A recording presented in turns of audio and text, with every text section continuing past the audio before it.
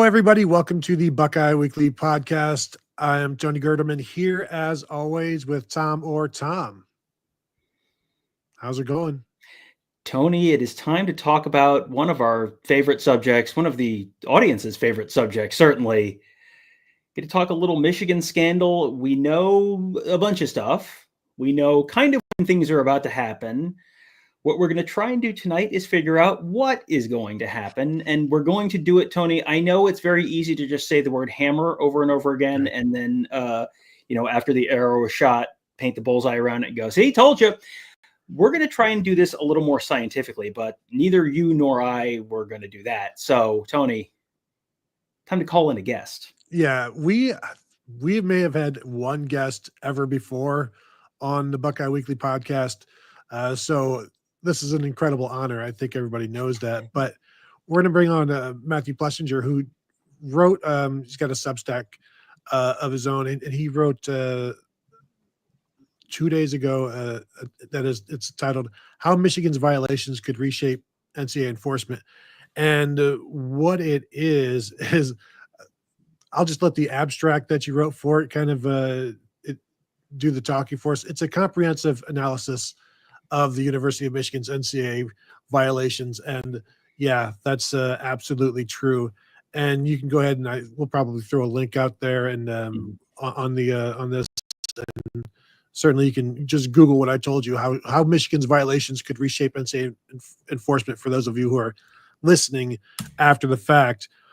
But first off, Matthew, welcome. Thank you for having me. How long did this take first?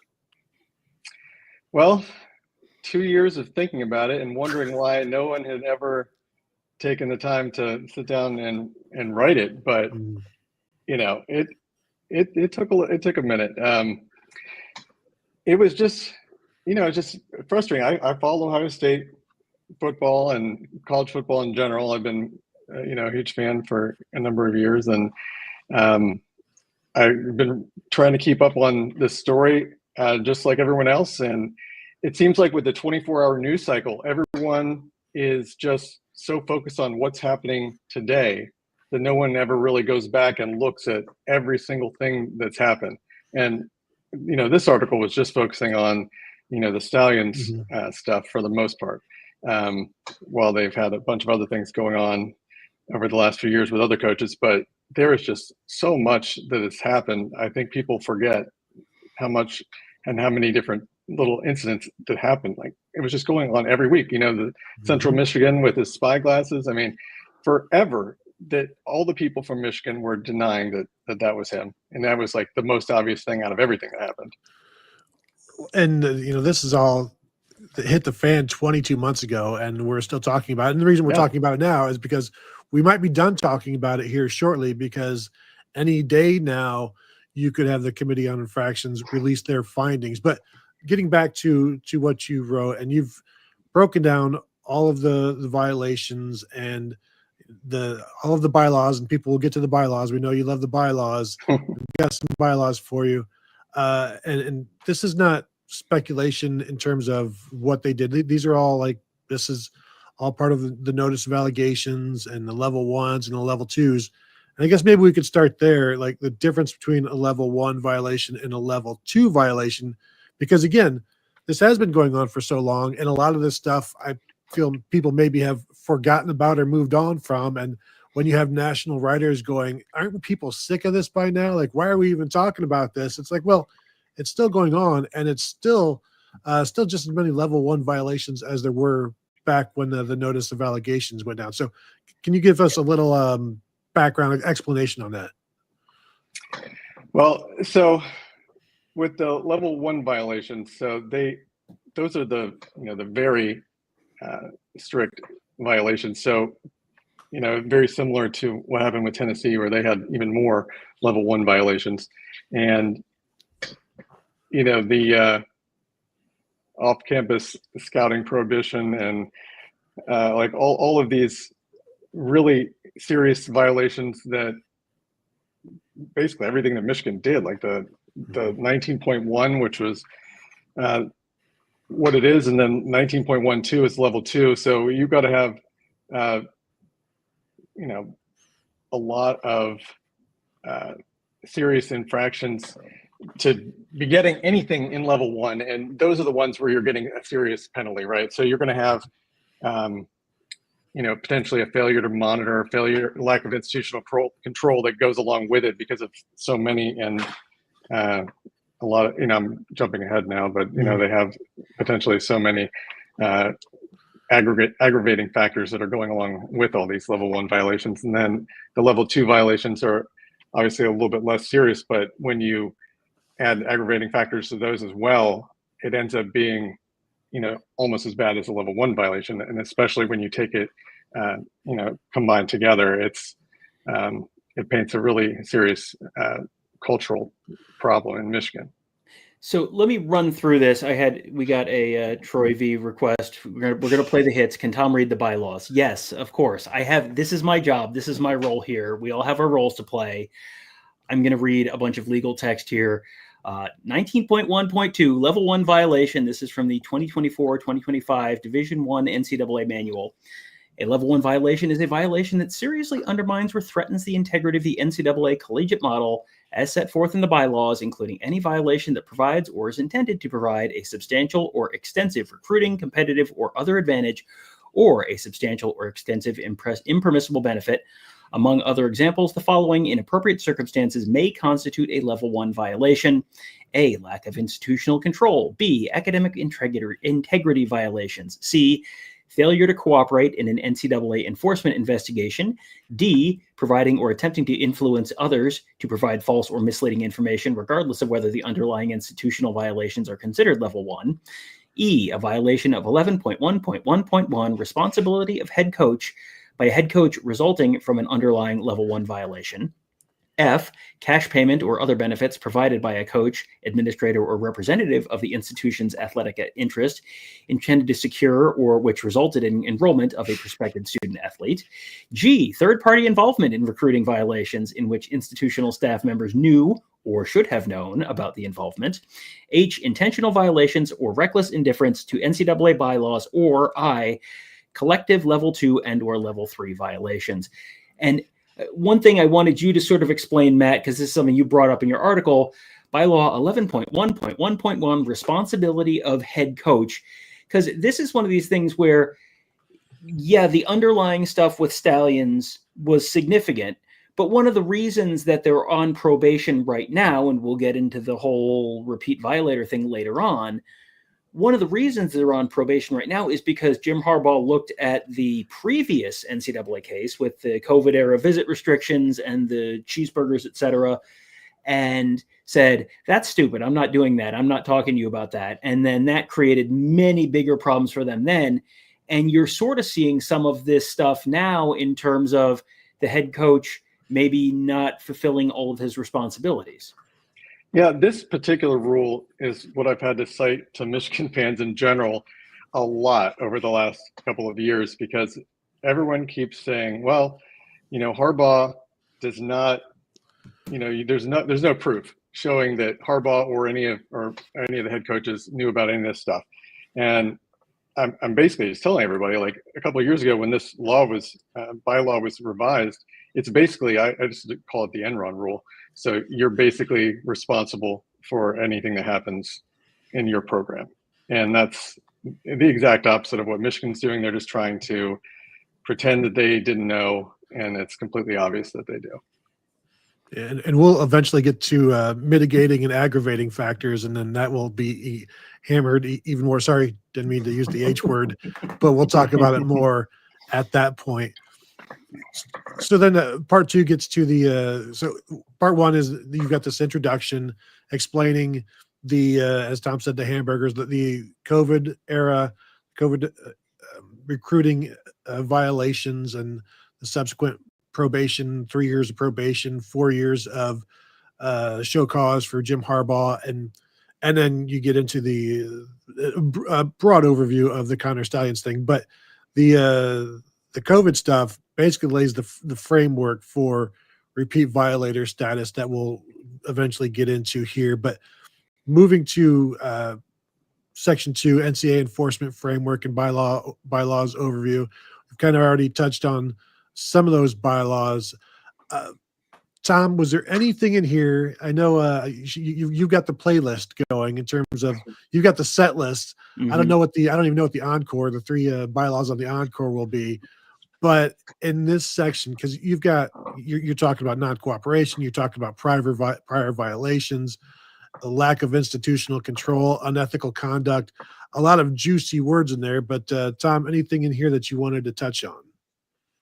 Well, I did want to hit on the level 2 violations, just so we're sort of touching all of our bases, just to sort of set the table here. Tony, 19.1.3 level 2 violation. A level 2 violation is a violation that provides or is intended to provide, Tony, more than a minimal but less than a substantial or extensive recruiting, competitive, or other advantage, includes more than a minimal but less than a substantial or extensive impermissible benefit, or involves conduct that may compromise the integrity of the NCAA collegiate model as set forth in the bylaws. Among other examples, the following may constitute a level 2 violation: A, violations that do not rise to the level of level 1 violations and are more serious than level 3 violations. That feels pretty self-explanatory to me. B, failure to monitor. Such violations will be presumed level 2, but may be deemed to be of level 1 nature if the failure is substantial or egregious. C, systemic violations that do not amount to a lack of institutional control. D, multiple recruiting, financial aid, or eligibility violations that do not amount to a lack of institutional control. E, a violation of bylaw 11.1.1.1, responsibility of head coach by a head coach resulting from the underlying level 2 violation. F, a violation of bylaw 13.1.1.3, four-year college prospective student athletes as it relates to contact with prospective student athletes. Or G, collective level 3 violation. So I just wanted to kind of lay that out, that you've got level 1, you've got level 2. They're facing 6 level 1s and then some assorted level 2s as well. The level 1s are really the ones that you're looking at in terms of consequential punishments. And that's the stuff that we're sort of factoring into this conversation here. But I did want to just kind of hit on the level 2 stuff just to sort of, just for completeness sake. Well, and I will mention here, Matt, bylaw 11.6.1, sorry, Tom, not to do the gimmick infringement, enacted in 1994, prohibits off-campus in-person scouting of future opponents in the same season, escalating to level 1 if systemic or intentional. For one, I don't know how you do it accidentally. Although I guess the Baylor coach a few years ago did it accidentally when he was at a game. He just showed up at invited, but that would maybe be accidental. This here certainly seemed intentional, if not systemic, but also probably, what's your definition of systemic then, I guess, right? Yeah, there's some of this stuff is a little bit subjective, but some of it's a little more laid out in black and white. And we're going to get to some of the stuff where, depending on how you read it, it could mean one thing or another thing. But there's some stuff that's more black and white. Do we want to get into, Matt, some of the specifics of some of the potentially aggravating stuff, failure to cooperate and that kind of stuff? Because it feels like that's sort of part of the background of this whole thing that people should probably understand. You want me to pull that one up and read that one? Yeah. Okay. Friends, 19.2.2, failure to cooperate. Failing to satisfy the responsibility to cooperate may result in immediate penalties pursuant to bylaw 19.2.3, an inference pursuant to bylaw 19.7.5, and will we get there? An independent allegation of failure to cooperate and or be considered an aggravating factor pursuant to bylaw 19.2.3. Failure to cooperate includes but is not limited to: A, failing to fulfill the responsibility cooperate as outlined in bylaw 19.2.1, missing a 2 there.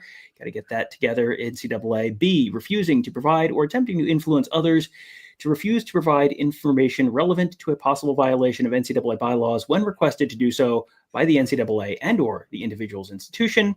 And C, providing or attempting to influence others to provide the NCAA and or the individual's institution false or misleading information relevant to a possible violation of NCAA bylaws. So then this is 19.2.3. This is immediate penalties for failure to cooperate. The Committee on Infractions may prescribe immediate penalties during the investigation if an institution or individual fails to satisfy the responsibility to cooperate. That has not happened publicly yet, but this is something that could happen and just something to kind of potentially just be keeping an eye out for. In cases before the Committee on Infractions, the chair of the Committee on Infractions, a hearing panel generated at the request of the chair to review whether an institution or individual failed to satisfy the responsibility to cooperate. The chief hearing officer of a hearing panel assigned to review the case, if appointed by the chair or the hearing panel, if requested by the chief hearing officer, may prescribe penalties. And then finality of immediate penalties. The prescribed penalties are final and are not subject to appeal. Immediate penalties may be lifted by the hearing panel upon a determination that the party has cured the failure to cooperate. So that is not something that's happened. We're going to talk about some appeal stuff much later on, but I wanted to touch on that there. And then one of the things that's kind of interesting, this is a little different from the U.S. court system. You don't have the presumption of innocence. You don't have the be guilty beyond a reasonable doubt. 19.7.5, inference for failing to produce materials or participate in the infractions process. 19.7.5.1, materials not produced. The enforcement staff and or hearing panel may infer that materials were requested during an investigation but not produced by an institution, individual, or their representative, including legal counsel, a representative of the institution's athletics interest, agent, or another acting on their behalf, would support an alleged violation for which the party may be subject to penalty pursuant to bylaw 19.12. So basically, if they ask you for something and you don't provide it, they can just assume, well, you're not providing it because it probably makes you look guilty, and they can act upon that and treat that as if it means that you are guilty. 19.7.5.2, failure or refusal to participate in interview. The enforcement staff and or hearing panel may view the failure or refusal by an individual or the representative, including agent or another acting on their behalf, to participate in an interview as an admission that the alleged violation for which the individual may be subject to a penalty pursuant to bylaw 19.12 occurred. And then finally, 19.7.5.3, failure to participate in the infractions process. The enforcement staff and or hearing panel may view the failure by an institution or involved in the individual to participate in the infractions process as an admission that an alleged violation for which the party may be subject to penalty pursuant to bylaw 19.12 occurred. So essentially the TLDR there is innocent until proven guilty, or the presumption of innocence until proven guilty beyond a reasonable doubt. That's not the standard here. And that's one of the things that you see people sort of conflate that sometimes, that, well, you here in America, we have innocence until proven guilty beyond the reasonable doubt. That is not the standard. That is not how the NCAA works. So that's something that I felt that was an important thing to just sort of spell out. And we're showing our work here. Matt set a good example. So we're showing our work here. We're reading the bylaws and letting you understand where we are getting this information. And I wanted to make a quick point on that. This is probably one of the more important sections because, in the past, I used to get frustrated with the NCAA because they never had subpoena power, so they could never get information from people. So it's a little bit different. It's a lot harder to get people in trouble. You can, go years and years without ever getting caught for things because you could just refuse. But they have some very strict rules here for non-cooperation, which sort of evens the playing field a little bit for schools that are not willing to cooperate. I know Tom Mars was Harbaugh's lawyer for this, and he was trying to make excuses saying how, well, everything on there was personal and I don't want to give away my personal information, even though an attorney would be able to easily go through that, in a few hours and just redact anything that's personal. So it's just a complete farce. Do we want to hit this super chat real quick, or should we wait until we get to that subject? We can we'll hit we can hit this real quick, and you can give your sort of immediate thoughts here, and then we can get into some of the specifics and some of the whys later. But Nate says, love Buckeye Huddle. Question for Matt: if Tennessee didn't get a postseason ban with 18 level 1 violations, why do you think Michigan will? Well, Nate is my podcast partner in crime, and he knows why.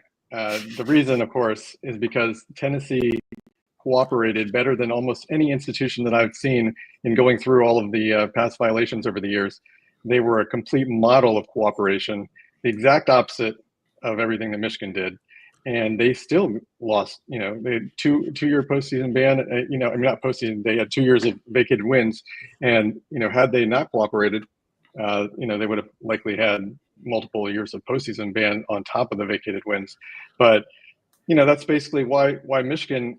It's not just the violations. And the level. It's not just it's only 6 level 1s or whatever, and the level 2s. It's just a combination of factors of all sorts of violations over a short period of time. They can't technically get them with a repeat violator, but they are going to be able to probably get them for a failure to monitor at a minimum, which is sort of going to be the same thing. And they're tons. Once we'll get into the the aggravating and mitigating circumstances, and there's almost nothing that Michigan did that was legitimately mitigating. It was like fake mitigation. Well, So I will say, go ahead. You go ahead first. I'm just saying, you're saying Tennessee was the model of cooperation. Michigan is also a model of cooperation, just the wrong model. Yeah, I would say, and we'll prove that, or we'll talk about that later on. So, and when he's talking about mitigation, great news. I have a slide for this. 19.12.4.1, mitigating factors for institutions. So this is stuff that if you do this, this might, there is sort of a sliding scale for some of these punishments, and you can do stuff to tick them off, and you can end up on the worst side of the punishment scale, or you can do stuff that maybe is cooperation and that ends up on the lesser side of the potential punishment scale. And before you get into this, does this remind you of something that Ohio State maybe should have done in 2012? Well, and the funny thing is, you talk to Ohio State fans about this, and at the time, it's why is Ohio State playing patty cake with the NCAA? That was sort of a broad, a widely considered thing among Ohio State fans. But then they didn't self-impose a postseason ban for the 2011 season, and then ended up eating one in 2012. Yep. In a year where instead of going to the Gator Bowl, they would have gone 12-0 and gone to the BCS National Championship game. So yes. So all right. So mitigating factors for institutions. Here we go. A, prompt self-disclosure of the violations. No, that does not apply here. B, prompt acknowledgement and acceptance of responsibility for the violations. No, that does not apply here. C, institution self-impose meaningful corrective measures and/or penalties. No.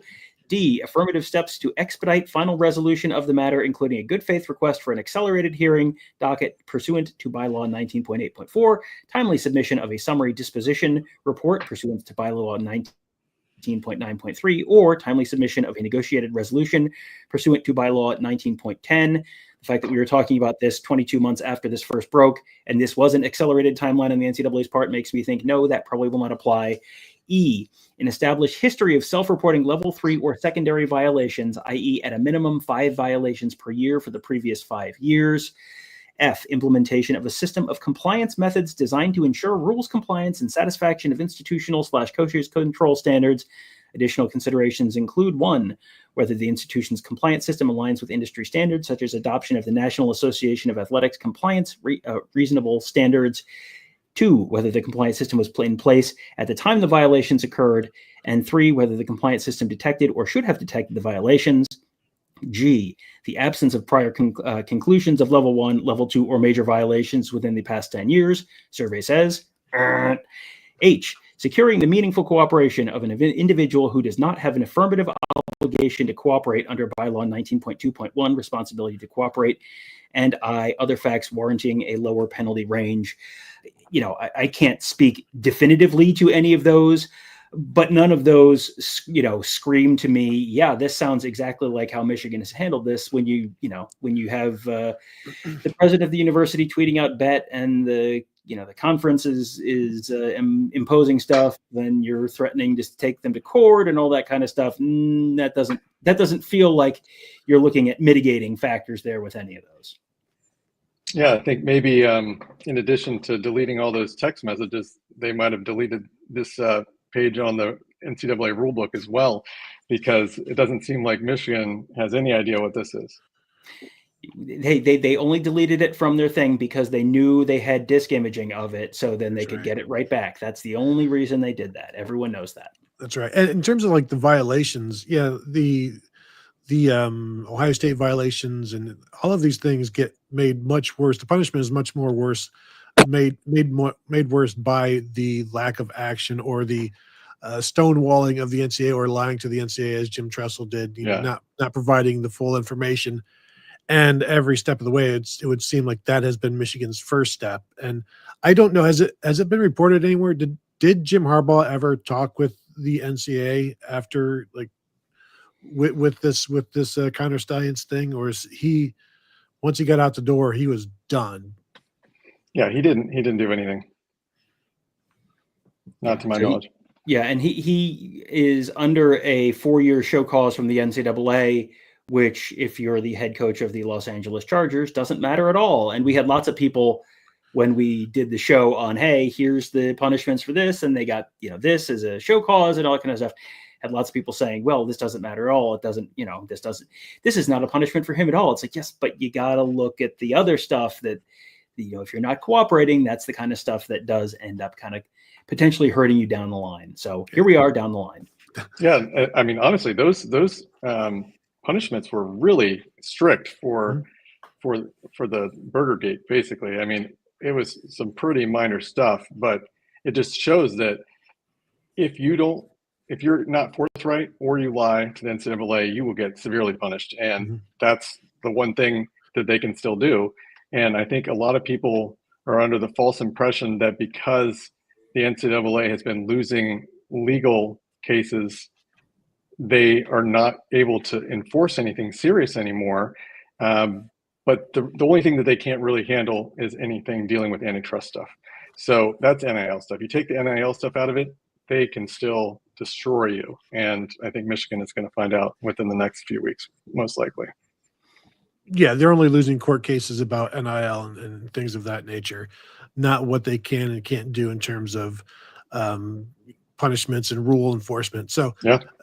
Section 2, we've discussed bylaws, and then Section 3 discusses the COVID violations and the recruiting. They're setting the framework for repeat violator. Now, what I will say is I spoke with a Big Ten compliance person a few months ago, and basically they told me, like, the repeat violator doesn't necessarily exist anymore, but it's all of the punishments that you would get from being a repeat violator are still definitely on the table for these kinds of violations. So I know there's some timeline stuff of you could be a repeat you can't be a repeat violator if, like, the you weren't yet being punished for the COVID stuff before the Stallion stuff hit, and so, like, they're not under the same umbrella or the yeah. So Michigan is somehow not getting punished for this because they had too much cheating going on at the same time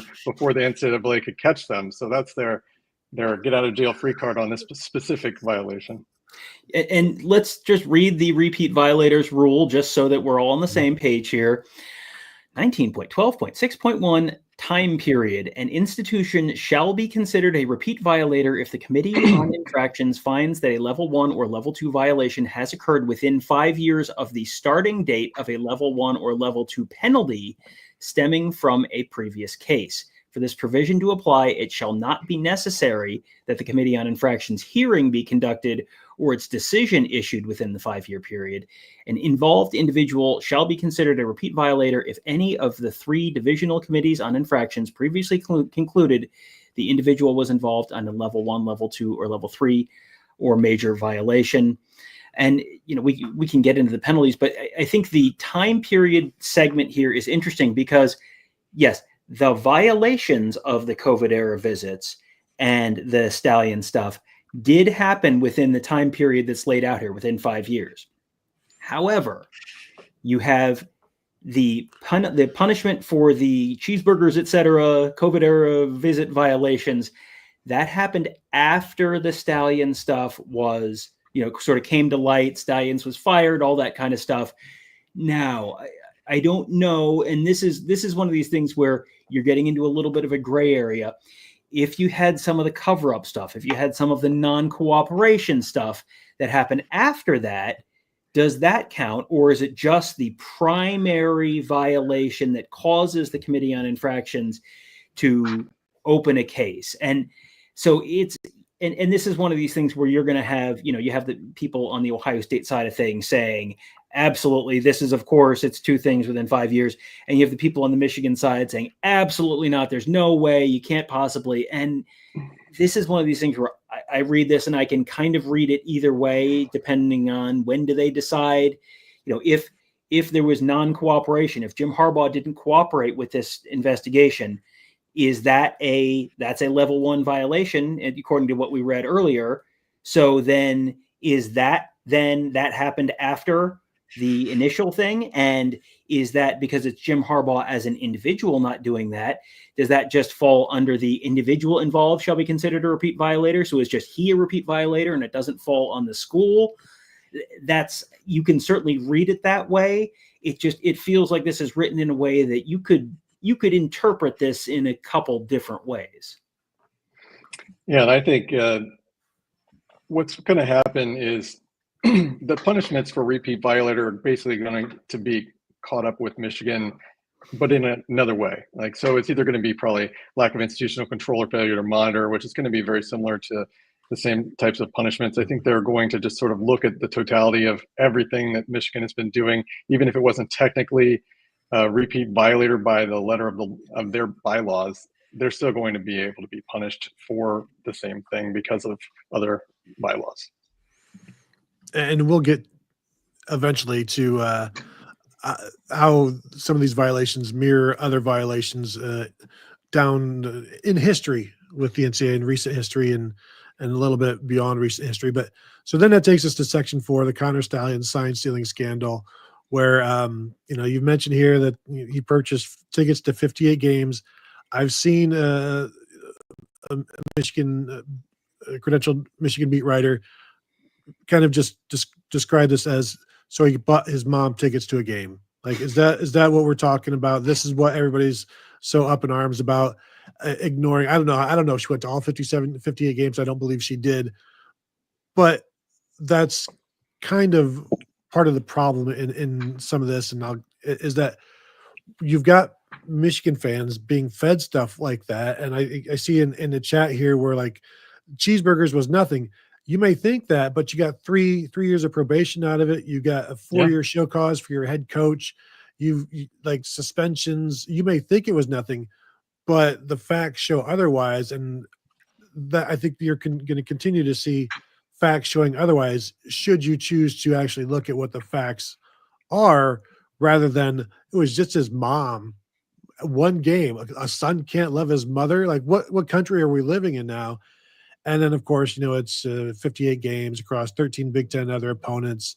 And it wasn't just family there. We know there was lower level staffers being sent to games, and what Chris Partridge told Stallions to leave a particular kid off of his list because he didn't want to do this anymore because he felt bad about it or felt that it was wrong. And then the Central Michigan sideline thing where you've got the Netflix documentary with Stallions saying, I don't remember being at Central Michigan. And the fact that wasn't the first scene of that entire documentary to let you know that this guy's certainly lying about some stuff. So just go in knowing that while we do the rest of this hour-long documentary about him and try to let him paint whatever picture he wants. Because then in the end, he doesn't remember if he was at the game, and then he kind of gives a sly smile. This is the person that you're dealing with. And so when you're dealing with somebody like that, it's a good thing there seems to be a lot of evidence against what was going on there, Tom. Yeah, it's, this is the idea that this is, what is this, Soviet Russia? A man can't buy his mother tickets to a football game. Is that because you don't think girls like football? I think that sounds like you're sexist, NCAA. What do you think about that? That sounds like a Title IX violation. Come on, we can all be serious. We saw there were a bunch of people who transferred him money on Venmo because this was criminal mastermind is not a phrase that I would apply here. Let's put it that way.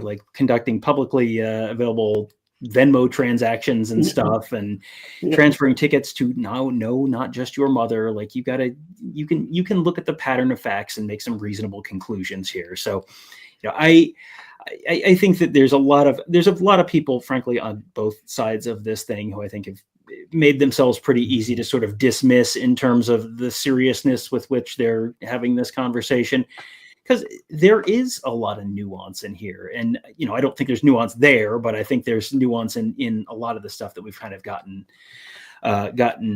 into over the course of the show so far. And still so much to go. I keep looking at all these other things that we have to get through. Like, man, we've got. I was going to say this was a lot of bylaws ahead.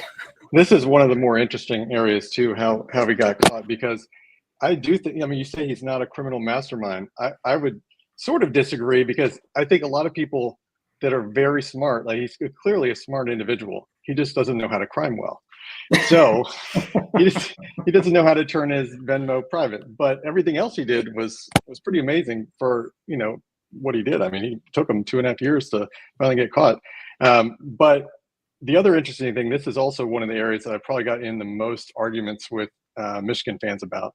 And they think that based on the bylaws that you are not going to be able to charge Connor, since he isn't the one that actually did it. And apparently, nobody understands how agency law works, because if, I were to pay Tom to kill Tony here, and I didn't do it myself. I do it for free. Yeah. I mean, they're like, well, that's you're talking about murder. That has nothing to do with going to a football game and paying someone to do this. No one understands how basic this stuff is, and just because they don't have like a little section under their bylaws about what agency means, that it doesn't work that way, and it clearly does. So that's why Michigan is trying to claim, I think, I don't remember what the exact number was, but I think they were only admitting to eight games that he went to, even though it was 58, because they're trying to claim any time that Stafford didn't go, that it didn't count. Yeah. And do we want to get real quick into some of the aggravating factors here? Because we talked about some of the mitigating factors. Before we get too much deeper in this, let's run through 19.12.3 aggravating factors. So this is, we talked earlier about, there's sort of a spectrum of potential punishments.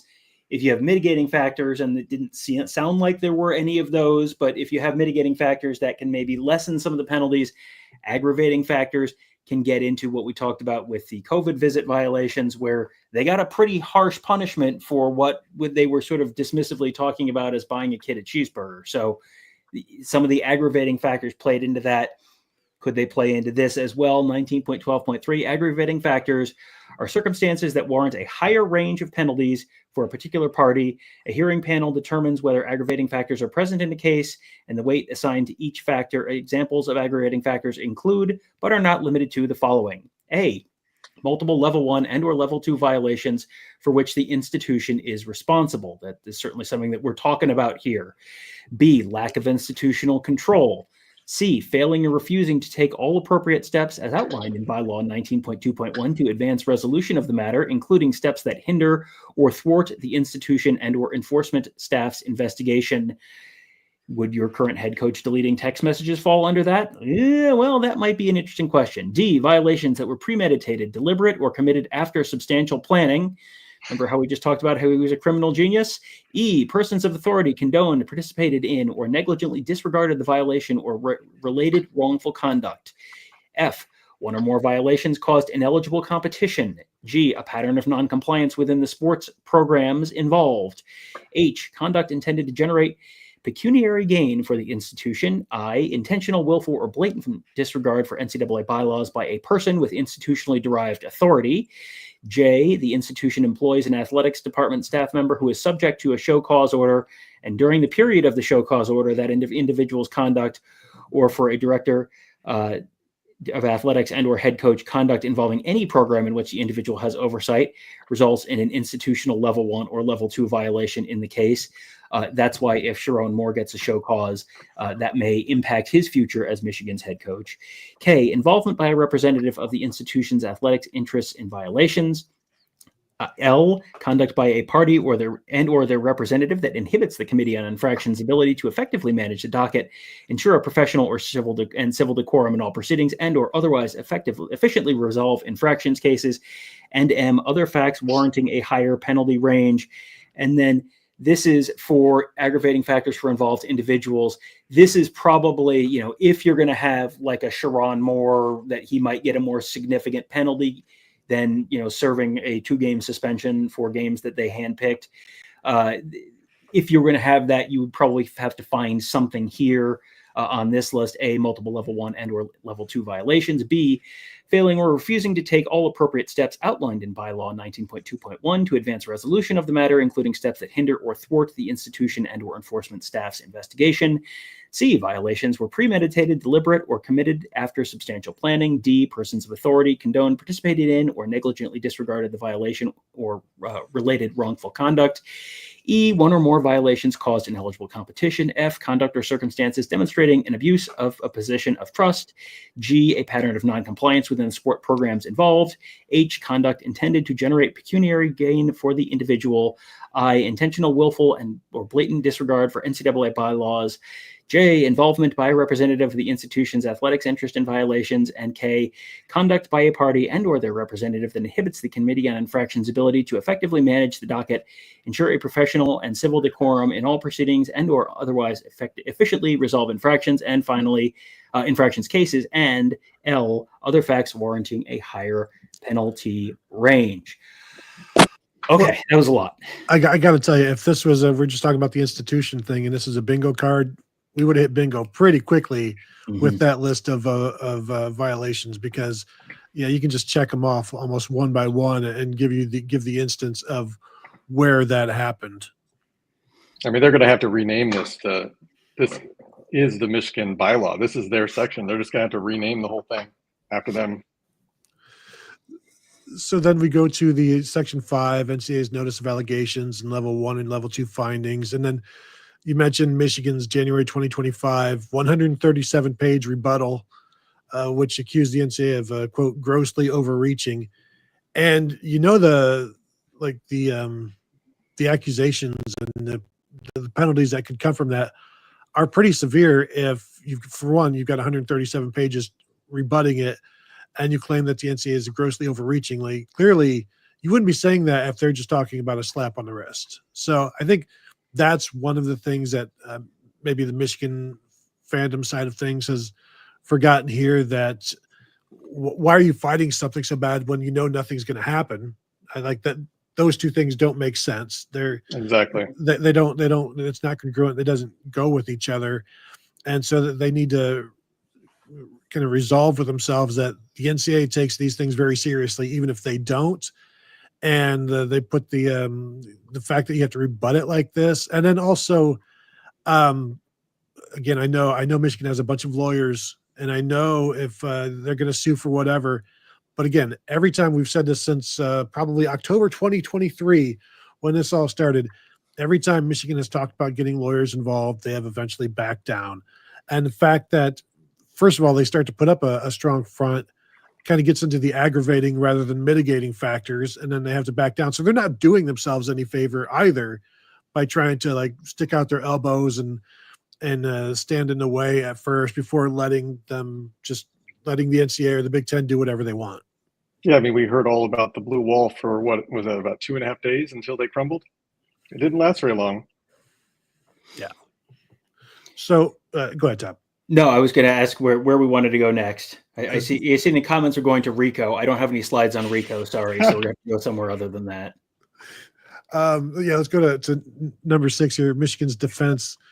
And really quick before you guys get to that, I wanted to just make a quick comment about what you guys actually think is going to happen with the appeals process, because I mean, you made probably the most important point of this whole video is the fact that Michigan is not going to be fighting this hard if it was nothing. Like my friend Nate keeps on insisting that they're just fighting over Sharon Moore's, whether he's going to be out 2 games or 6 games or something ridiculous like that. This would have been ended a long time ago if that was the case.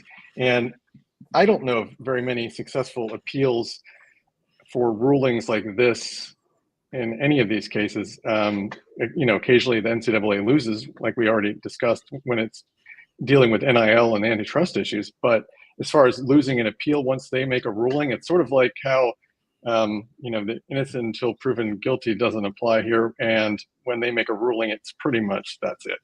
So I'm not thinking that there's going to be much of an appeal. Yeah, so I'm glad you brought that up, because I pulled some stats from the NCAA's website on Division I violations and penalties, and then the violations that were appealed and what happened with those. And I have the slide with the process that I can pull up here in a minute. We have so many slides in the back end. I have filled the back end of the site, so we're going to have to delete some that we used earlier and plug some new ones in. But the total violations that were appealed, this is, academic year. So 2021, 22, 22, 23, 23, 24, and it's 4, 1, and 3. The violations that were affirmed, 100% in each of those years. 8 appeals, 8 times the violations were affirmed. The penalties appealed, a total of 8 plus 3 plus 2 is 13 there. And so 7 of the 8 penalties were affirmed. 1 was vacated in the first year.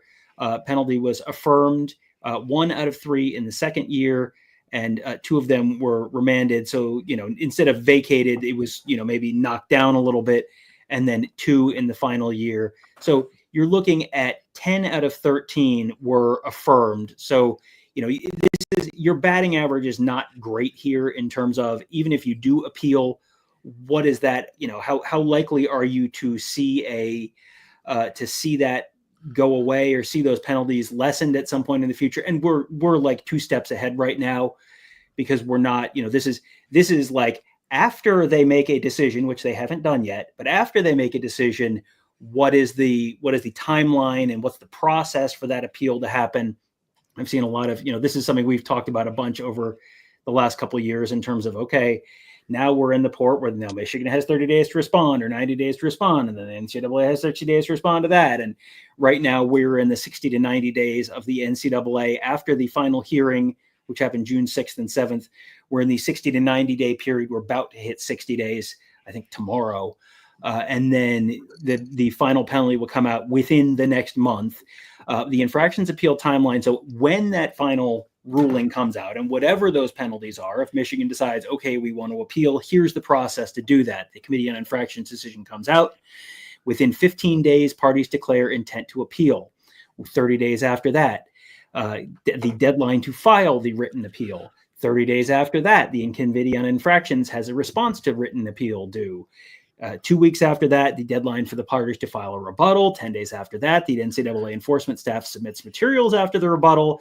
10 days after that, the appellant response to the enforcement is due. Another 1 to 2 months, there's an oral argument held in front of the Infractions Appeals Committee, which is different than the Committee on Infractions. It's an NCAA committee, but it's different people from different schools. And then 6 weeks after that, the Infractions Appeals Committee releases its decision.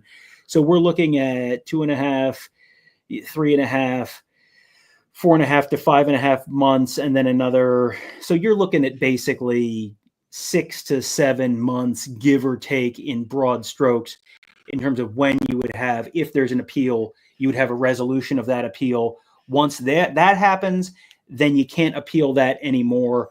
That is at that point, whatever they decide, you can't appeal to a higher court at that point. Whatever the appeal board group decides, that's it. You're done. That's your penalty. And then the question is, they will probably appeal because they've got time on their side, I guess, maybe, because right now, the season being what it is, maybe they feel like they can shoot for the moon and get one of those violations knocked down that happen 10%, 15% of the time, and see if that'll work. But they've eventually backed down every step of the way, but this is part of the process where they can fight back with an appeal. So it wouldn't surprise me if they do that. Wouldn't surprise me if it is completely ineffective. So then we'll move to section 6, or actually section 6, Michigan's defense in the Stallions case. And eventually we're going to have to finish this show. So we're going to have to move along. But Michigan's saying that this is isolated to Stallions, and he acted alone, lone gunman type of thing. No coaching staff had knowledge of it, even though there were, Partridge talked about a stupid sign stealing scheme or whatever. But that could be, you could say, well, that's the stuff where he's stealing from the sidelines that doesn't have any, there's no words that he's saying regarding the advanced scouting scheme. So there's some plausible deniability there. but that all of this is comes from public footage and using the TV and the all 22, which if anybody has watched, it's certainly not as available as you might think in terms of finding signs. The 52 texts were innocuous and also, recovered, and the no material misconduct, like the other coaches, and the lack of institutional control is speculative. And again, the overreach argument. I don't know how you feel like the Michigan can feel like the NCAA can overreach. I guess that's kind of certainly their job to be involved. Michigan just feels like they were overreaching. And so a couple of other things, the delays, the lack of cooperation, the delays were due to legal reviews, not obstruction. Yeah, you're going to say that. And so then part 7 is your critique of the Michigan argument. So I can let you go there, like in terms of this being isolated to Connor Stalions, I guess, first off. Well, anyone that's been paying attention to this for the last couple of years, we know that isn't the case, because how many people that were involved in this operation are still on the Michigan coaching staff right now? How many? Sharon Moore. Where'd everybody go? Yeah. Well, we just had a picture of Stallions on the sidelines with Jesse Minter and with Jim Harbaugh. They are both obviously off to the NFL. Here's a closer look at those at that picture. That's the one where you can see Jim Harbaugh. You can see a staffer holding a sign or like a laminated sheet with signals that there was an Ohio State source who told one of the folks at our site they believed those were their signs on a laminated sheet that was on the first drive of the game. So that was obviously, assuming that's all true, garnered before that game. But then left to right is Connor Stalions, Jesse Minter, some official, random Michigan dude, looks like the ghost of Bo Schembechler, and then Jim Harbaugh there on the sidelines. So, these are guys who are, there are not very many people standing right next to the coordinators, and Stallions was standing right next to both coordinators, throughout the course of the game. I can pull up a picture of Sharon Moore with Connor Stalions here in a minute. But, this is the idea that these guys didn't know who he was or didn't know what he was doing. It seems, fanciful. And also he did get a game ball. You Mm-hmm. generally don't get the game ball after winning a game for just being a no-name random assistant that doesn't have any kind of importance to your winning, right? I've never heard of that happening before. Yeah, and this is a drive or two later in the game. That's Tanner McAllister, the former Ohio State safety. So Ohio State's on defense there, and now instead of standing next to Jesse Minter, he's standing next to Sharon Moore. So, this is the 2022 game, which, at that point, no one knew who Connor Stalions was. So this is just, I happened to find Connor Stalions in the background of photos that I took at that game, and it was like, oh, look, he's right next to Sharon Moore when Michigan's on offense, and right next to Jesse Minter when they're on defense. That's quite a coincidence. You go on to say regarding the no coaching staff knowledge, there's recovered texts and emails. Lack of cooperation in there is also maybe just as damning in terms of, as we know, like if you're not forthcoming, then you're going to be forthgoing, basically, in terms of some punishments there. But the permissible public footage, go on and explain the ticket records and what is the Wake Forest citing here, the citation for Wake Forest. Do you remember what that one's about from the 90s? Can you pull it up? I can't see it on here. It's in your article, I think, right? I'm Yeah. just It's bylaw 19.9.3a. The Wake Forest in the 1990s shows the scale escalates the violation. So I guess there's maybe it got a little bit larger as they dug into it, and maybe that increased the violations as well. But in terms of all of this being permissible public footage, I think people have tried to go through and see just how much you can see, and everybody has pretty much come to the conclusion that you can't. You can see some things, but this was not about seeing some things. This is about seeing all things and figuring out all signs, not just a handful of them, which I think is also part of the issue there. Yeah, and one of the bigger things, there's been a lot of people on various sports shows lately have been really focusing in on the beginning of that Ohio State game when they had the signs to start, and they were all pointing up, and they knew all their signs from the beginning, so he didn't have time to decode anything. So you can't legitimately say that there was something he was decoding, and then they were going through like all the plays that, the whole first part of the game, and they no one was watching the game. They just were looking at the sideline the whole time, everybody. So, it was clearly everyone was involved in doing this. This is not something, the famous Bo Schembechler quote about how, that anyone who's responsible for a team knows what's going on inside their program. And it's pretty much, obviously Harbaugh and everyone knew. People are sort of arguing over whether you can prove it or not, but I don't think even Michigan fans actually believe that he didn't know and that everyone else didn't know. Yeah, that was in Bo's autobiography from, I think, the mid-'80s. I remember reading that. I had that around here somewhere, and I think we've referenced it. We've referenced that on this show before. But yeah, it was essentially, you can claim you don't know, but everyone knows that you know, and if you don't know, it's because you don't want to know. Was it, more or less the short version of that. So then we go to the Section 8, institutional control and head coach responsibility, which is what we're talking about. And I know there were reports, and again, there's so many reports, so many stories of basically don't talk to Jim Harbaugh about this stuff. Like, don't ask him about this stuff. That way, you would assume like it's plausible deniability. And I do think there are several instances here where, again, the way things are phrased, that there's plenty of plausible deniability for certain people, whether it's the Chris Partridge thing or whether it's the texts from Sharon where there is talk about the signs or things of that nature, but not that I've gone out and gotten the signs. I've rather the idea is that he can claim that the signs have come from film study, not going out and getting illegal film. So there are things where some of it sounds red-handed, but really it didn't go far enough to become red-handed. And so I think a lot of that's just going to be, kind of just tossed aside because I think there's enough there for what the NCAA is looking for anyway. And so, still deleting 52 texts, it's going to lead to at least a 2-game suspension.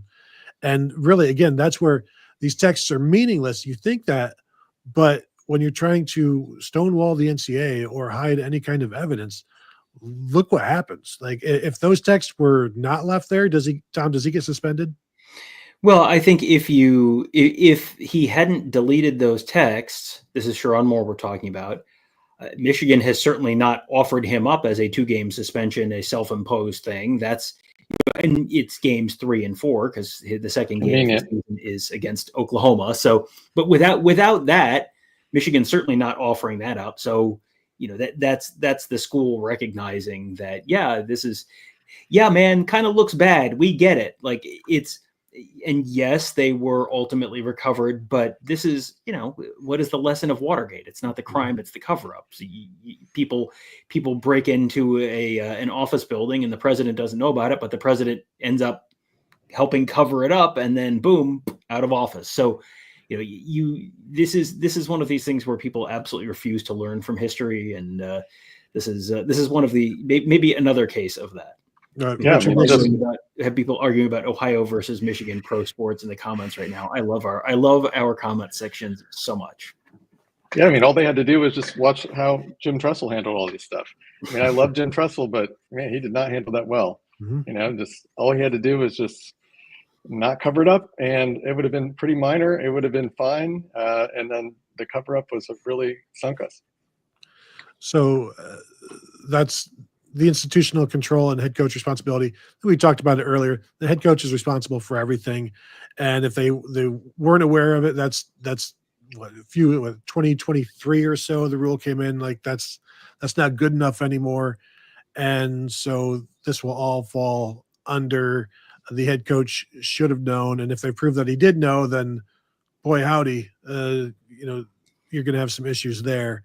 And so do we want to get into the penalties now, or do we have other stuff we want to get into before we get into, like, the broad strokes of what's on the table and then drilling down into what Matt's actually sort of expecting? Sure. Okay. So great news. All right. News. I have some bylaws. 19.12.1, calculation of penalty. If a hearing panel concludes that a violation occurred, it shall prescribe an appropriate penalty or recommend to the board of directors suspension or termination of membership in an appropriate case. Not expecting that. Michigan will probably continue to be an NCAA school. Failure to fully implement the prescribed penalty may be considered a violation and or may subject the institution and or an institution employing an individual an involved individual under a show cause order to further disciplinary action by the Committee on Infractions. 19.12.2, factors affecting penalties. The hearing panel shall determine whether any factors that may affect penalties are present for a case. The panel shall weigh any factors and determine whether a party should be subject to standard penalties or should be classified with aggravation or mitigation, and therefore subject to a higher or lower range of penalties.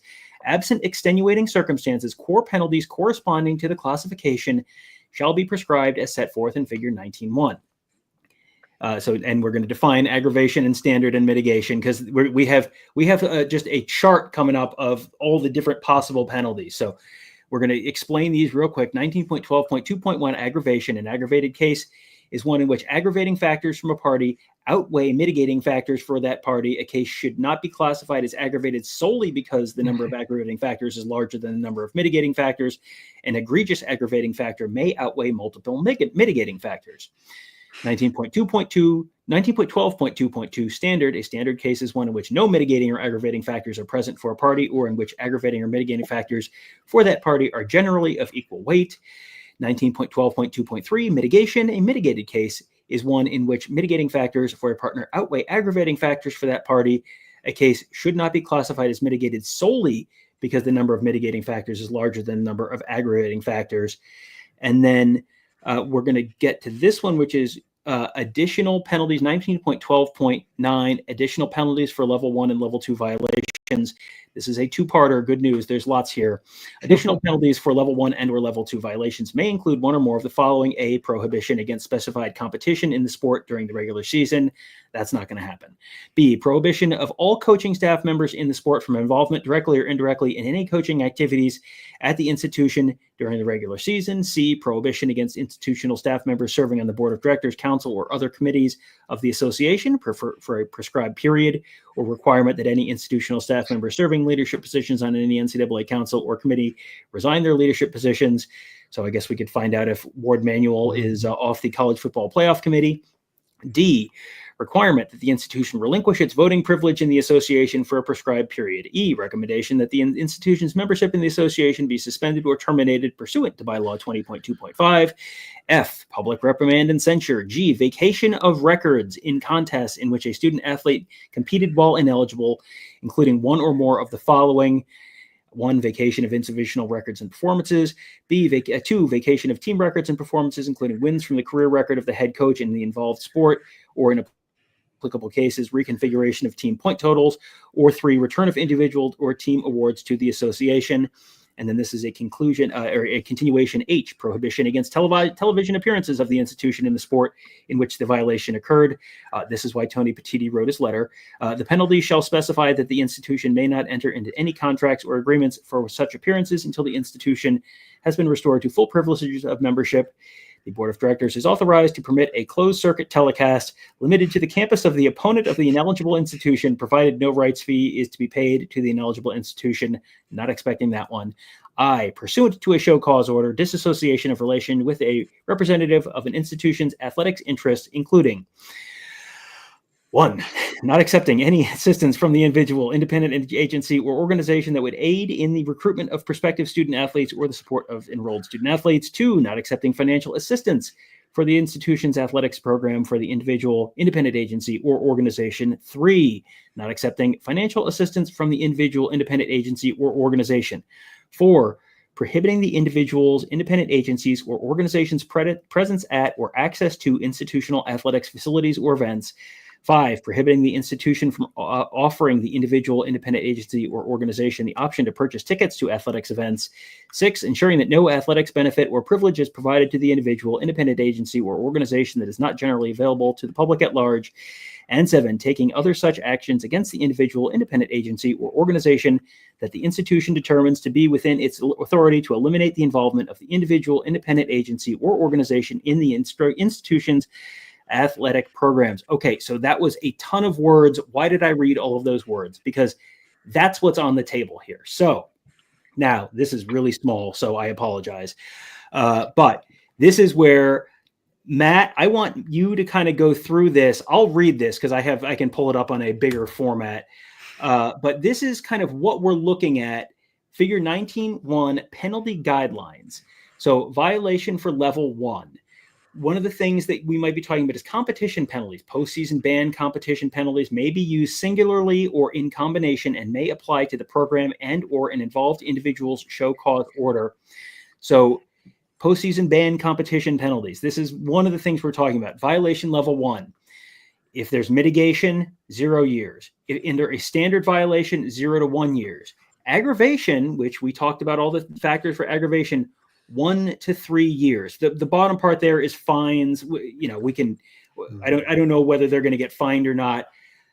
Matt, I think the first big question here is when you're looking at this, mitigation, standard, or aggravation, and where do those potentially fall in terms of potentially a penalty for Michigan moving forward?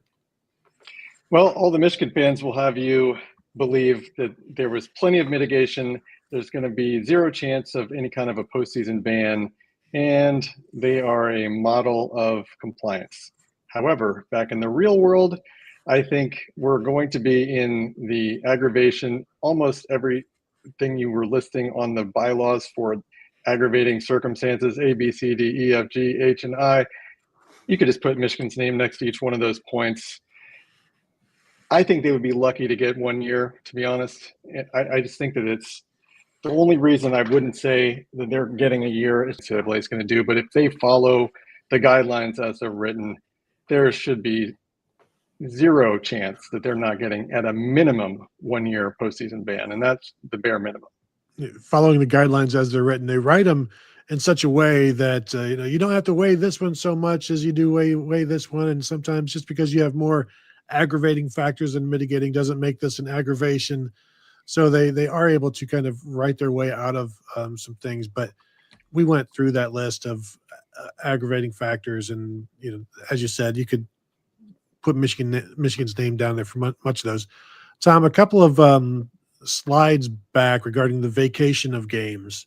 This is something that I've seen Michigan fans talk about, where the only thing in the NCAA that talks about vacation of games involves ineligible players, rather than something you've done to try to win those games. And I don't know if either of you guys have any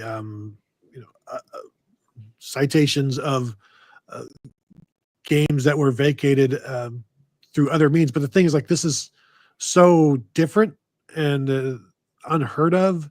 So this is not what other example of something like this do you have to compare it to? So I think when people say, well, there can't be any vacation of games because there's no ineligible players, well, where's the precedent for that? Because this is an entirely new type of thing, and one that Michigan, again, has kind of stonewalled the entire time and denied a lot, while there seems to be enough evidence that 58 tickets to games, and Michigan saying, well, it wasn't 58. We'll give you 8. It's well, that's still quite a lot where you're trying to gain an advantage. So I don't know about the vacation of games, but I do think that just thinking that it can't happen because it only addresses student athletes being ineligible, I wouldn't read too much into that here. Well, it's interesting because, as you said, there's not really a precedent for, well, in a case just like this one, here's what the NCAA does. And it's not that they can't be punished for this, because it's something where there was a rule against this. And so the argument would be, hey, this illegal action provided an unfair competitive advantage. And, I know there's been this rush to say, listen, it made no difference at all. There was absolutely no benefit provided from any of this. I would encourage you to look at Michigan's football record from about 2007 through 2020, and then 2021 to 2023, the 3 years of the Stallions violations, and then the 2024 season since then. And it's not difficult to pick out the 3 years where they had the Stallions advantage.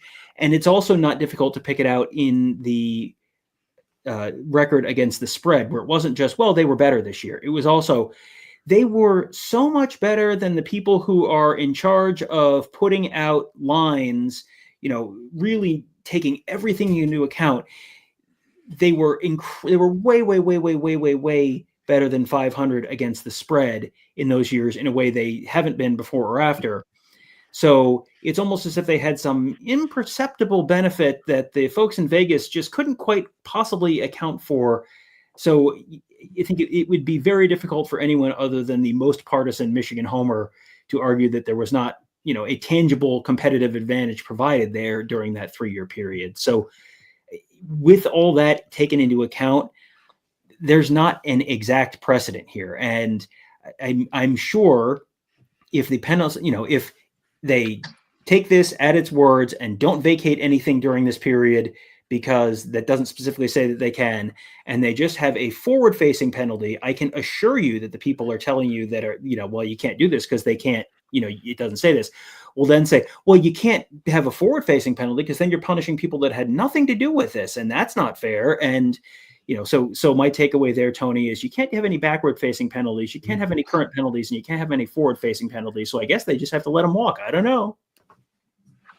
Yeah, and I mean, really, one of the other ones that is sort of similar to this would be the Penn State scenario too, because that was also sort of not the same as this entirely. Obviously, that was much worse, but it was sort of like a similar cultural problem where, that's digging a little bit deeper than just the Connor Stalions stuff. But there's been a lot of shady stuff going on in Michigan, and there hasn't been any kind of institutional control to deal with any of it. And they're, from the president on down, they are just fighting and not wanting to cooperate, and they just think that they're above all the bylaws. And I think that the NCAA is going to make an example out of them. Well, and you mentioned the Penn State. That is the other one that I've used in terms of there were vacation of games there, and that had nothing to do with ineligible players. So again, extreme situations lead to rules being like, hey, we've got to figure this one out because there is no precedent to go back to. Speaking of precedents and comparative cases, we can go to Section 9 here, because here's an issue that I have, and you've got USC from 2010, Ohio State from 2011, Penn State from 2012, SMU 1987, Baylor from 2021, Tennessee from 2023, Arizona State from 2024, Oklahoma State from 2021, and Central Michigan from 2025. When you're looking for what this might be for Michigan, I kind of feel like you have to throw out everything before Penn State, because the NCAA changed after that with the Jerry Sandusky thing, and the important things became more important. The less important things became less important in terms of what is a violation and how seriously does the NCAA take it. And so for me, it's like I would look at what happened with Baylor and what happened with Tennessee and what happened with Arizona State, which Arizona State was just handing out cash to players, which and is that wrong? Should I not have done that? It was then. And but I think that's where I would start looking, because I don't know for me how applicable the Reggie Bush thing is, or we've seen some of the Jim Tressel stuff is applicable because it's being not being forthcoming, but I just think the NCAA changed. That's why my entire thing with this is I don't know what kind of appetite the NCAA has anymore. I don't know what their appetite for destruction is in this whole thing, and but don't make them mad. That's my like the entire thing. Michigan, don't make them mad. Don't make them angry. You wouldn't like them when they're angry. And boom, here come their purple pants. And it's like, uh-oh, now it's on because the NCAA is going to turn into the Incredible Hulk. Yeah, if you get them in their appetite for destruction, Tony, you know what they're going to do? They're going to use their illusion. Are they going to do it once? No, twice, two. Use your illusion one, and use your illusion two. And if they have an appetite for destruction and things go crazy, you could have a spaghetti incident. And there you go. That's all of the Guns N' Roses albums we threw for you there. Is this America? No, this is a Chinese democracy, Tony. Come on.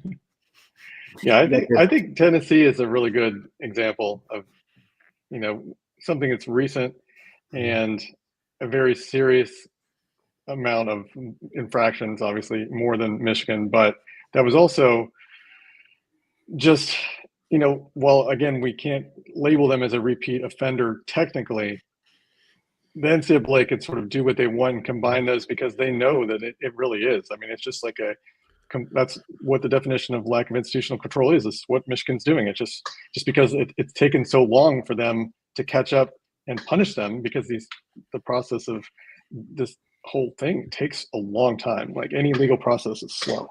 So because of that, Michigan thinks that they shouldn't be getting in trouble, but it's going to be hitting soon. There's just too much that they've done, and they have completely, hit every aggravator along the way. Yeah, too much that they've done, and maybe not enough that or too much that they haven't done, I guess is. Yeah. I just threw, for people who maybe have joined us late, I just threw a link to Matt's article that we're kind of basing this whole conversation around. We put it up there earlier, but I just threw it in the live chat as well. We'll include that in the post for this on the Buckeye Weekly podcast, and then as well as the show description there for the episode on YouTube. Tom, did you want to hit that super chat since it's been sitting there? Yeah, sorry, and I need to apologize to. Oh Lord, where did it go? It was Div Jack, and he. I think I found it. There we go. Oh. We are way overdue to hit this one. I'm waiting for Tom to slyly slide in an asterisk for a point, so 19.2 point asterisk 0.1 point. Yeah, listen, we're professionals here. That's the NCAA's job to put the asterisk on things, not us. Nate says, we have a similar case in 2015 with Baylor. Jeff Levy, with a passing game coordinator for Baylor, scouted Oklahoma from the Tulsa sideline. The NCAA only gave him a half-game suspension. So, they've already given Jim Harbaugh a 3-game suspension. Well, the Big Ten did in this case. So, I'm not sure that's going to be the precedent you're going to be able to lean on there. But, we'll see. I guess my question is something we went back to before. If someone was going to get if Connor Stalions was going to get a half-game suspension and that was going to be it out of this, it feels like Michigan would have just kind of gone along and instead of, worked on the mitigation side of things rather than the aggravation side of things. So this is one of those times when, don't listen to what they say, watch what they're do. What they're doing is telling me, boy, they think this is a pretty serious problem and they're really going to get hit on this relatively hard in some way or another that they don't like. So if this was, if this is the precedent is, well, they get a half-game suspension. Okay. I think they would have taken that deal and moved on with life right now rather than had this hanging over their heads for 22 months now. Yeah, Nate's a little hopeless. This is the only example he always likes to bring up because it's similar, and there is nothing similar to Baylor and what Michigan is doing. This is one instance, and Connor Stalions had 58, and 58 times, and then that's along with everything else that Michigan was doing, and they are, for all intents and purposes on probation, for all intents and purposes a repeat violator, even though they're not going to officially be punished for that. They're going to get to that in another way. They are, lack of institutional control for so many. You can't punish someone for a lack of institutional control because they do one incident like they did with Baylor. So there's a million different factors that are going to be going into this ruling. And the other thing why you could sort of tell that something's happening is for almost 2 years, all the reporters from Michigan have been downplaying this. And, for whatever reason, in the last few days or last week or so, people are finally starting to take it a little bit more seriously. Like they think that, oh, well, we might actually be, having some serious penalties for Michigan now. And I wonder why that is. Well, I'll just throw in here. Jeff Lebby wasn't there scouting. He was invited by Tulsa coach Philip Montgomery, and he was in town for a wedding. And so they left him a press pass for him and his wife to come to the game. And, Montgomery, obviously it was a mistake and a poor decision on my part to leave a credential for Jeff and his wife. They were in Oklahoma City, Norman area for a wedding and came to the game to support me. So that's, I think, a far cry from 58 games, spreadsheets, and sending out multiple staffers or multiple family. And yet this was still dealt with. So just to give you an idea, this is wrong. And once they, realized it, I think he was only there for a half, I think and so that got figured out and got dealt with. And so I don't know, maybe multiply the Baylor thing by 58 or whatever, and then go from there. Yep. Add a few aggravators on there. Mm-hmm. So I guess this is Steven says, the weird thing is no one else is picking up on the Matthew article. It's radio silence from the national media. And this is one of these things where as soon as I saw this, someone posted this on our board, and it was like, we got to have him on. This is really interesting. And it's a look at this in a way that people have not been methodical in going through this stuff. And that's why this was much more fun than just, they're going to get hammered, they're going to get nothing, you're a jerk, your father smells of elderberries, whatever the comments are back and forth. So that's why we wanted to have you on. There was, before we get to what you're specifically expecting in terms of punishments, there was someone on our board who made a great point. It was this morning or last night, something like that, basically said, if you just, the national media is saying this is old, this is boring, no one cares. If you hadn't heard anything about this, and it was you just heard about this for the first time this week, and all the same facts of the case are the same, everything is exactly the same, but you just didn't hear about it 22 months ago, would you think this is nothing? Or would you think, holy crap, this is a really big story? Because I remember what everyone thought when they first heard it, and now we have a lot more context around it. We know a lot more about it. Everyone thought, holy crap, when it first happened. I think you're just everyone has scandal fatigue with this one to a certain point, but that doesn't mean, just because you're bored and have lost interest, doesn't mean that your reaction to it should be any different than, if you just heard all these same facts right now for the first time, you would not be saying, who cares? You'd be saying, holy crap, this is an incredible story. Just because you're bored with it now doesn't mean it's not still an incredible story. You're just bored with it. And that, we've read a lot of NCAA graphics and rules. I have not seen, but I'm bored anywhere in any of them. So as a mitigating factor. So I'm not sure that's relevant. Yeah. And you have, I think a lot of Michigan fans have sort of deluded themselves into thinking just because nothing happened yet, that it's not going to happen. This is a long process, and the punishment hasn't been released yet. It's coming. So when people are saying, I'm sure that, as a Michigan fan, you would get tired of continually hearing that the hammer is coming. We don't know what the size of the hammer is yet, but obviously the punishment is still coming. It's just, this is a long process. Having covered this during the Jim Tressel thing, it is surprising that there wasn't this done on the Michigan side of things, because I'll tell you, I was in deep in that NCAA search database back in the day and looking for all kinds of precedents to determine whether there's going to be any postseason ban or because the things that you've done where you've cited various other cases, that's what I did for the Ohio State thing. So it does surprise me that nobody on the Michigan side did that. And I think I don't know why that is, but other than it's a lot of work, as you know. But again, this is what you're covering. So however deep it goes, as we know from the Sports Illustrated cover, it goes, and you've got to just keep digging until you find the bottom. And this one, I don't even know if the NCAA is interested in finding the bottom, because they've got enough in their arms already. But let's move to Section 10, aggravating versus mitigating factors in Michigan's case. And we've talked about this throughout the show, but if you want to just touch on, Matt, some of the aggravating factors of Michigan's non-compliance, or just the as I keep saying, the stonewalling in all of this. Well, I think one of the bigger things that they did, from the beginning, Harbaugh was completely not cooperating in the first instance.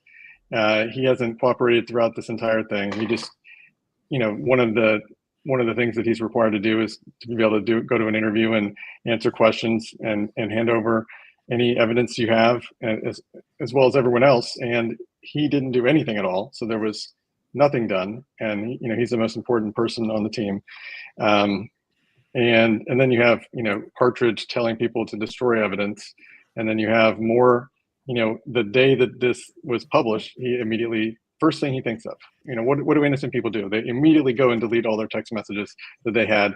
And then, of course, my friend Nate thinks, well, he didn't do what really bad people would do. He didn't take a hammer to his phone. He deleted just the text to Connor Stalions. I'm like, that's actually a little bit worse, because it's showing you have, that criminal intent in your mind that you potentially did something. So we're going to look for and go out of our way to delete these text messages. It turns out that it wasn't anything bad, but that's for the NCAA's purposes. That's unfortunately for Michigan a pretty serious aggravating factor. And I think those are probably like the biggest issues that they have to deal with, I think. Tom, we know those texts were deleted because he was just angry at the situation.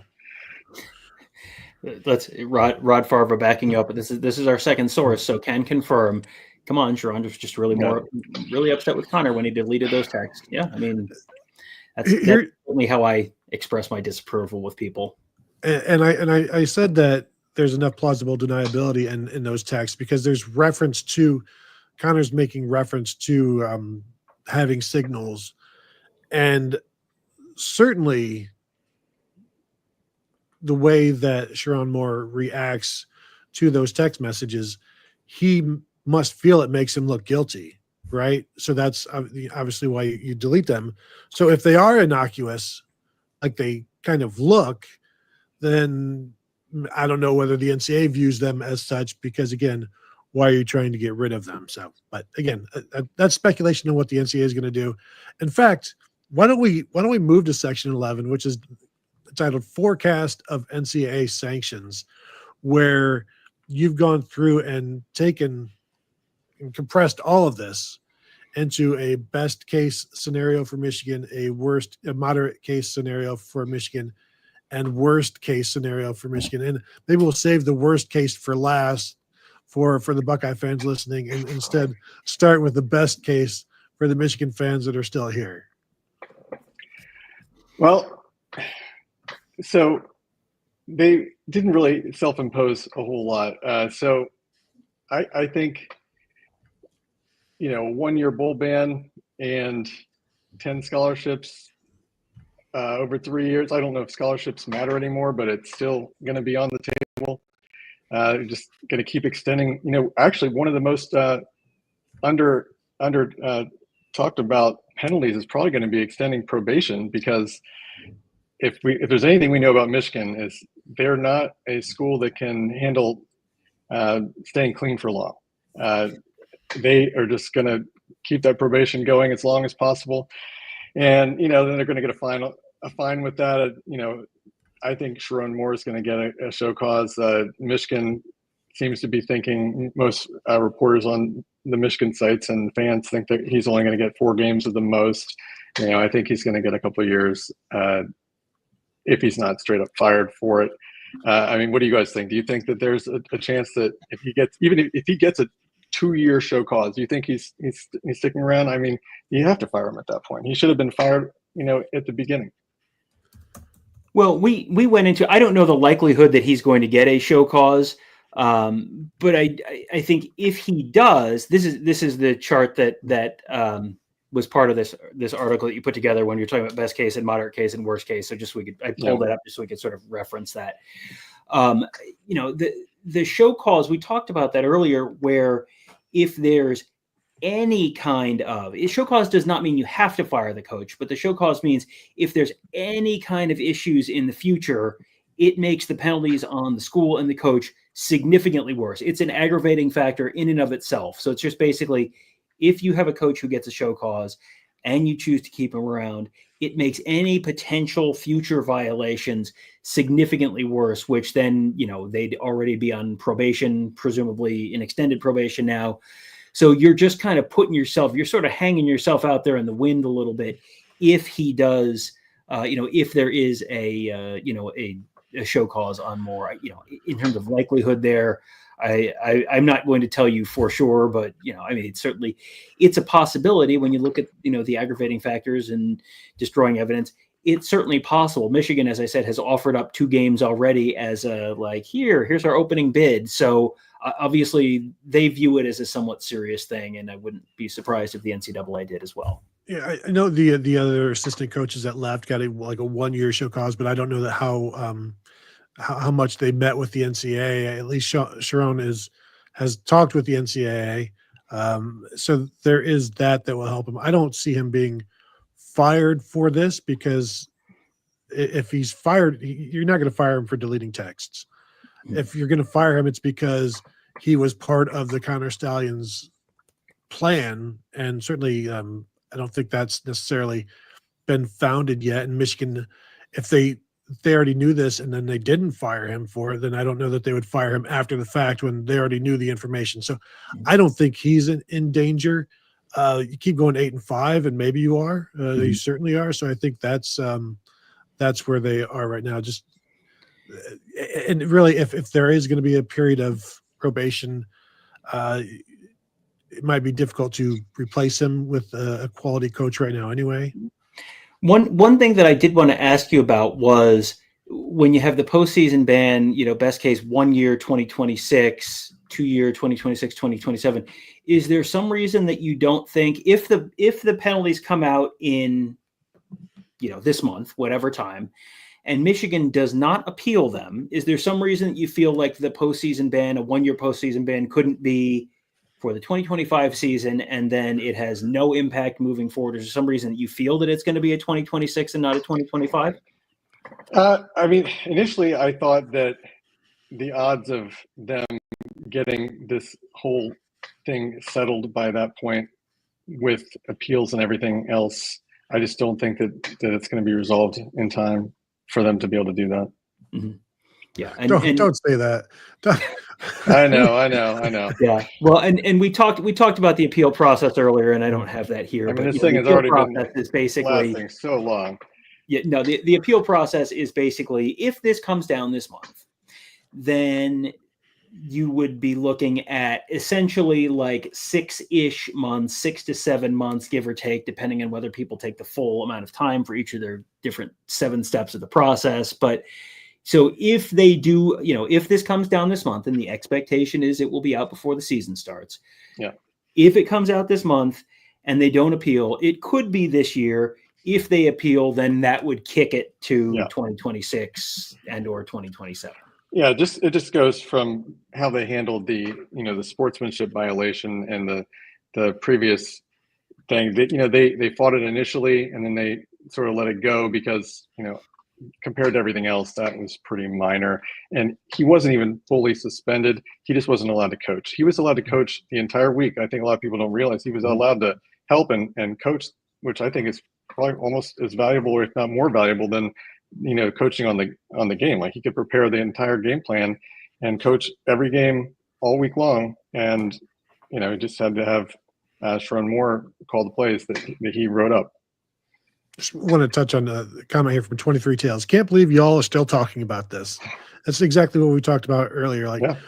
Why are we still talking about this? This is so long ago. This is so over. It's like, no, it's not over yet. This is still very much going on, and it's about to be over. And so why are we talking about this? Because Matt Plessinger wrote a detailed breakdown of Michigan's violations, other violations that are in terms of breaking the same bylaws, what kind of punishments led to what those schools ended up with, and kind of how all of this applies to all of it. So I would recommend go ahead and read it. It's facts and data, which I know it's not emotional, so I know that's going to turn some people off, but it's information. That's kind of what we've been trying to provide here for everybody. I know everybody loves the bylaws being read by Tom. It's been a while, so we wanted to do that. And then I guess we should probably touch on the worst case scenario for Michigan, which again, they've a lot of aggravating factors in this, but Tom, do you still have that? You want to throw that one up there? Throw the graphic up. Yeah. And this is from Matt's article. That's the source of this. And I just want to, before we get into the worst case, I just wanted to specify this. Are you projecting all of these things, or if they do a vacated wins, it would be this, and if they do a postseason ban, it would be this, or is this like some combination of this? Like it's like a Ponderosa buffet, or is this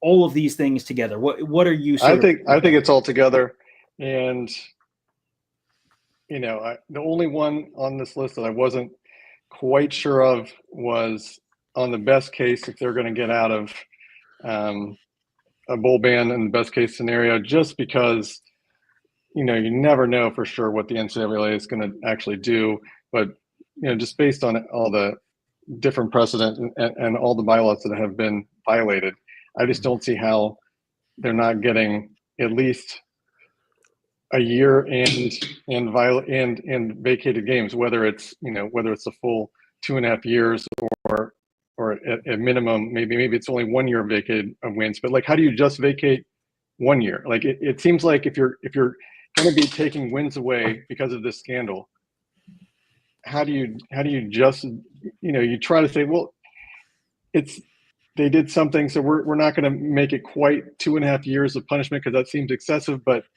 this scandal lasted for 2.5 years, and without those wins in 2023, they wouldn't have been eligible for the national title. Also, there was an interview recently with the NCAA, one of the directors, and he mentioned that whatever it was the playoff committee, right? Mm-hmm. It was the playoff committee head, and he said that this is not my job. I'm going to do whatever the NCAA recommends. So right now, that was a talking point that a lot of Michigan fans didn't think was going to be possible. Like, well, the NCAA can take away our wins, but they can't take away our title. Mm-hmm. And now, it's truly up to the NCAA. If they want to take away the title, they've come out and officially said that they would do that. They would follow whatever the NCAA says. So, just looking at it, like, how do you just take away part of the games that they cheated on? If you're going to take some, they're going to have to, take it all. So it seems like it's just going to be whether or not the title comes also. Mm-hmm. Yeah, again, what's their appetite? But I agree. If you're going to remove any games for advanced scouting, it's like you can't just do it 1 year. It's got to be whatever, you strike whatever year. It's like you don't even worry about the year. It's what are the games that were impacted, and that's where you go. But Tom, you got anything else? No, I think I'm caught up with all of the stuff that I pulled out here for us to go through. So we have questions we want to get to. I don't know. Let's see. The starred one is the super chat we already got to, and lots of arguments. Lots of people arguing. We got USC fans logging on to yell about stuff. So. Yeah, it's Penn State fans. We love our Big Ten, happy Big Ten community. I've thrown this in the chat a couple times already, but the link to the article that we're referencing in all this, because there's a lot of specific bylaws referenced in there, and there's a lot of explanation of this, and go into a little more detail. This is a thing that I read and thought, yeah, man, we gotta have him on and talk about this, because I thought a really well researched and interesting look at this. That's a little different from a lot of the other stuff. Mike Smith hops on super chat, just wants to know new information. So the new information is still waiting. This is going to be coming the 60 to 90 days from the last hearing. 60 days from June 6th and 7th was the last hearing. So we are coming right up on that. That's this week, potentially, is the earliest we could see news from Michigan or news from the NCAA in terms of a punishment for Michigan in the Connor Stalions scandal. And then Michigan would have 15 days from that point to, announce their intention to appeal. And then if they appeal, that would then potentially kick off a 6-ish month process for that appeal to go through. But right now, we're just waiting. It's going to be sometime in the next 30 days. The NCAA will come out with that announcement in terms of what that punishment for Michigan is. And then we can get into the appeal process. Stephen Light says, great job tonight, guys. Thanks. Appreciate it. Appreciate you guys all joining us. This has been a very active comment section, which we love. We love to see everyone getting along really well. Well, everyone typing, it's fine. If Michigan and Ohio State fans are getting along well in the comments, I think that would be more of a concern than anything else. So, but yeah, there is not anything new tonight other than this article that we've shared a bunch of times, just sort of looking at some of the specifics of the specific rules, the specific application, the difference between aggravating factors and mitigating factors in terms of what these penalties could be, the spectrum of the different potential penalties. So this is the new information is basically, here's the stuff the NCAA is going to be looking at and some of the factors they're going to be considering. And then there's going to be an announcement sometime between tomorrow and a month from now, but almost certainly before the season. And you would certainly assume before game week. So I'm guessing sometime next 2.5 weeks or so, we should probably have another breaking news show when we get to talk about all this stuff and then Tony, everyone's going to be really upset. And that's what we're all here for. And I bet that show will go longer than an hour 45 like this one. I would recommend people, if you're on Twitter, go ahead and go to Ross Dellinger's profile page and hit notifications, because he'll be the one that ends up breaking this. And so every time I see him pop up in my notifications, I'm like, is this it? Are we going to get it? I think that'll do it then. I know there's a bunch of people out there, and we can kind of, Tom, do you have any questions that we need to touch? Mike says, if I missed the bylaws by Tom Park, you missed so many. That was the first hour of the show. So good news. You can find that in the Buckeye Weekly podcast feed on Tuesday night. You can go back and rewatch this.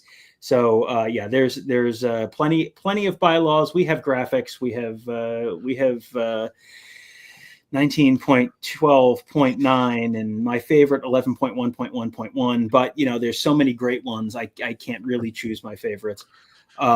We should let everyone know, number one, where that I've put the address in the chat, but for people who are maybe listening on podcast, the name of your Substack, how people can find it, where they can find you on Twitter, all that kind of stuff. You have a podcast as well, where they can find that. Yeah, MGO Bucks is our podcast. Speaking of things that are going to get everyone upset, MGO Bucks, man, that is Tony and I wearing blue shirts on the same day levels of getting everyone upset. Yeah, it's a little more active as it gets closer to the season. So it's hard dealing with a Michigan fan who's one of my closest friends, which is kind of crazy. I don't know how that happened, but we get a little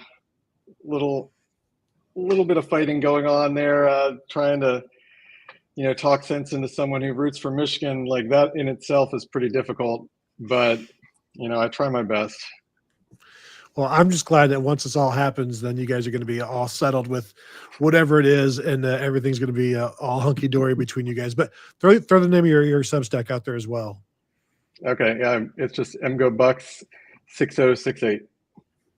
Okay, so.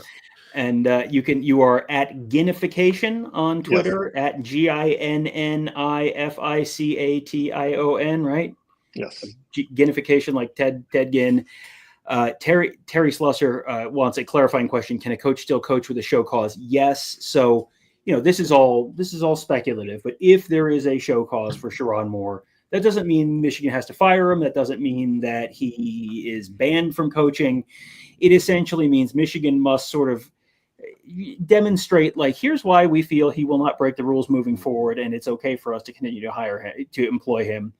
And it just basically, you're essentially on personal double secret probation at that point, where if you do something wrong, or as the head coach, your program does something wrong moving forward, that just really makes the potential penalties moving forward on whatever the future case is much more severe. So it's just basically, like I said, personal double secret probation more than anything else. So, Matt, thank you so much for doing this. And I don't know if we told you we're going to go an hour 45. We never know on these sorts of things. Thanks for having me, guys. But here we are. Yeah, so do appreciate that. Appreciate everybody showing up tonight as well. So that will do it for us. Find us at BuckeyeHuddle.com. Hit the thumbs up on this one if you're watching live. We would appreciate that, or after the fact. And, of course, you can find us on all of your podcast platforms of choice. Thank you all for tuning in, and we'll talk to you guys later.